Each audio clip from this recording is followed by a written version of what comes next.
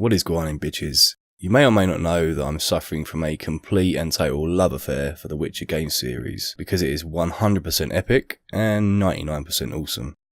So when I found out the powers that be are moving forward with a new Witcher TV series, my interest was pricked immediately. Now I'm obviously very biased and overprotective of the games due to my love of them. I've looked into everything we know so far and I've put it all together here for you with a large helping of opinion and a cold start warning for anyone willing to listen. Officially announced in May, the Netflix Witcher show is based on the 8-part novel series written by Andrzej Sapkowski, I think I got that right, instead of the games. Sapkowski will be working on the English language drama series as a creative consultant. Netflix is working with Polish company BITCHEZZZ Films on the show. You may not know them by name, but you're probably familiar with its work. The company produced a stunning Witcher 3 trailer called The Trail, and also created cinematics for Halo 5 Guardians, among a long list of other projects. You may not know this, but a Polish TV series based on The Witcher aired in 2002. But that has been the only adaptation of the franchise for TV so far.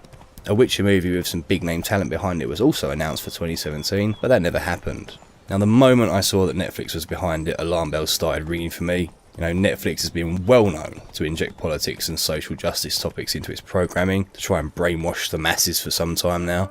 There have been exceptions to this, however, so I wasn't totally against the idea. I honestly wouldn't mind watching a live action Geralt getting sweet with his vixens and then laying down some silver sword hack and slash punishment to an unwary pack of ravenous monsters, all before he has bacon on toast for breakfast.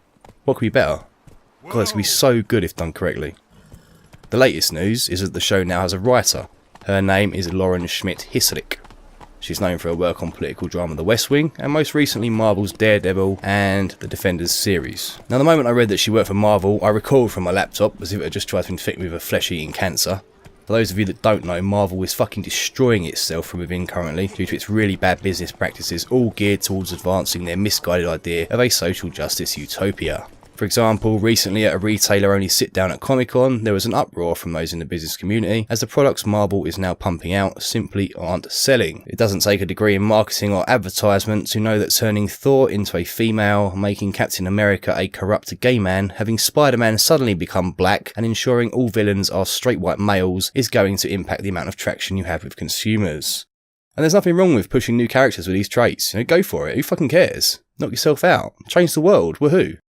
But they won't, because every time they do, they fail spectacularly. Hence, they butcher the current characters, giving them sex, race, and gender changes, as if those things are fucking interchangeable. Well, I guess they are nowadays, eh?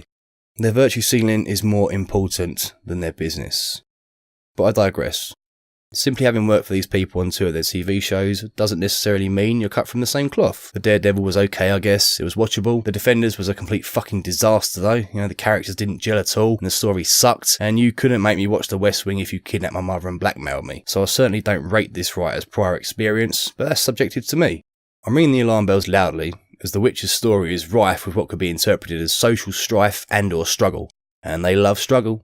Geralt is an outcast, he's part mutant, and he's bullied by society, I guess you could say. This could also be construed as a form of racism, if the makers so desired, and they could also push the strong feminist Ciri to the fore, and undoubtedly add copious gay characters for our viewing pleasure. I just don't know. But I can see it clearly now, and I hope to God I'm wrong. Touching on these topics is absolutely fine. No one gives a fuck. Don't try and shove down my throat a world and society that doesn't fucking exist. And certainly don't do it at the same time as fucking up the grand illusion of a cherished world and story I've tucked away in my brain.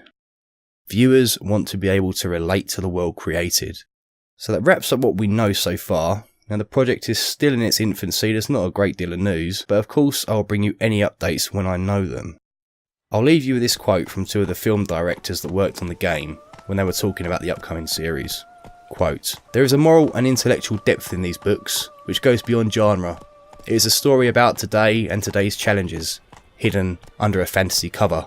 It is a story about us, about the monster, and the hero inside all of our hearts." End quote. Now that could mean 2 things. Either they're really intellectually talented storytellers, or they are hiding their social justice goals behind the long winding sentence it took them 3 hours to come up with so they sounded smarter than they were.